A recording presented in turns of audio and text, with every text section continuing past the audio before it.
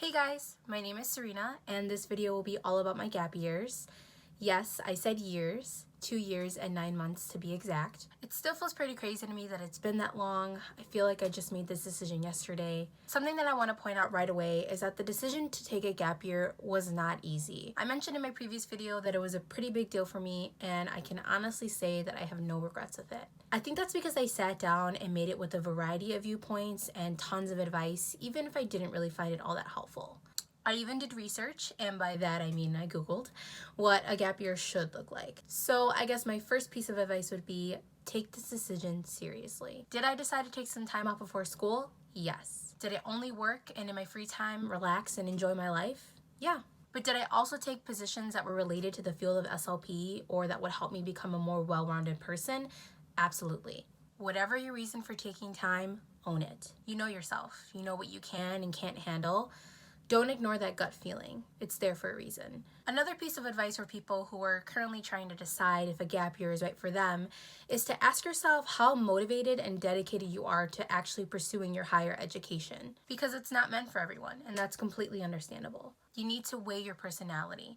I say do it if you're 100% committed to going back, even if it is in a few years. No one's gap year is or should look the same. If you're taking a gap year and fully intend to go back and are willing to put in the work, then do what you have to do. Are there guidelines to follow, like not sitting on your bum all day? Sure, but taking a gap year is not meant to be a one-size-fits-all. I mean, everyone's time looks different. I got a little lost and unmotivated along the way, but I found my way back because SLP was always the goal for me. So, after I decided to take a gap year, I knew that I couldn't just work at any job. I ended up landing a position as an instructional teaching assistant, and I feel like it gave me a lot of experience in my field. The funny thing is, people say that a key factor in a gap year is getting a job and staying at it to show stability and dependability.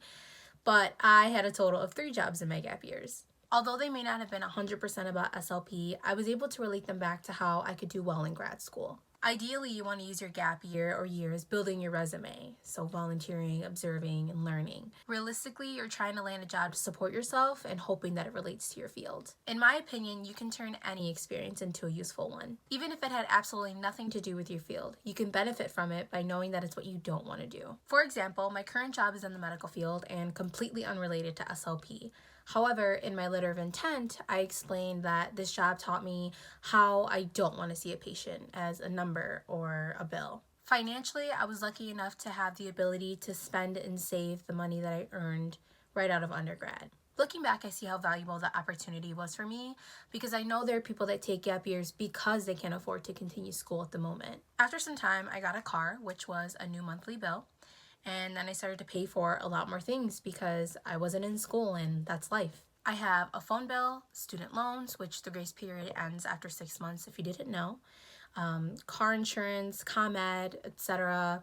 All normal bills that come with being a responsible adult. The point of me telling you this is that a gap year isn't just about building your resume, but about how real life responsibilities tend to take over. It's about regaining that motivation to continue your education. I tend to find that my idea of how things should go tends to be a little more idealistic, so I always like to get a realistic view of how things truly are. With that being said, my gap years weren't filled with total enlightenment each day. There were times when I thought, oh, this would stand out on my resume. But most of the time, I was working to afford to live and enjoying the little glimpse of what life will look like after grad school. I think my gap year was successful because I was able to relate my jobs to my field. Some people aren't so lucky and they feel that they can't leave because of the pay and how comfortable they are. My advice to those people is to use your free time to show your dedication. This is where volunteering, observing, and shadowing come into play. With the pandemic going on, maybe look into observing or shadowing teletherapy sessions. I know that during my last quarter, we observed teletherapy with our camera and microphones off, and then we addressed any comments or concerns at the end of the session after the patient logged off. Sometimes you lose sight of your goal as you go through the motions of the real world, and that's okay. You just need to remind yourself of why you took your gap year in the first place. In summation, take this decision seriously, but give yourself some grace.